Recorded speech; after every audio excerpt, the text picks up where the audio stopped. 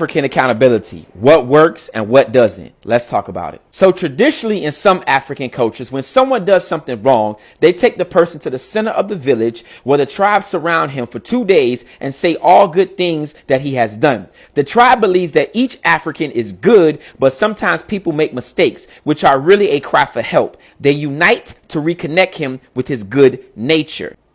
Who's any shame? Who would have fought her? The ancestor took your child for your sin, for his sin. Tell me, who lay with the on way? Big now. Who the father? One belong to another. Big dog. Who the father? Who said his shame?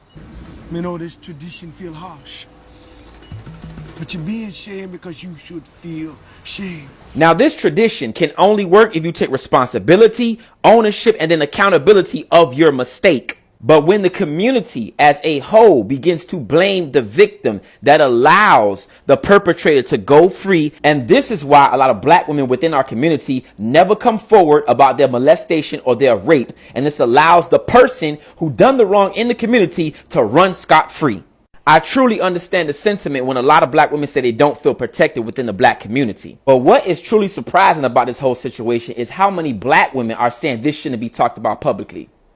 Because a lot of black women are the main ones saying that they don't feel protected by the black community. And when they speak out about their victimization, they don't feel heard. And even though this situation may have happened to me personally, we all have to take a role in what position we played or did not play in the situation. Because that's what community is about. Accountability. The people. And if the community is not creating a system of checks and balance and a system of accountability, then that means we will always have people like Gene Roberts who infiltrated Malcolm X's camp and also brought down the Black Panther Party. In conclusion, if we are not holding people accountable for how they show up in our community, within our tribe, then that means that we are fostering dysfunction. Do you realize a man gotta love you more than you hate yourself?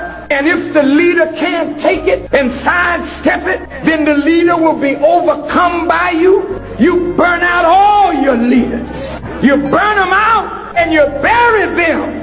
You put the weight on their shoulders, and when they die, you say, I told you the nigga couldn't carry the weight. You are not an easy people to lead. But if the leader don't love you, he will abandon you.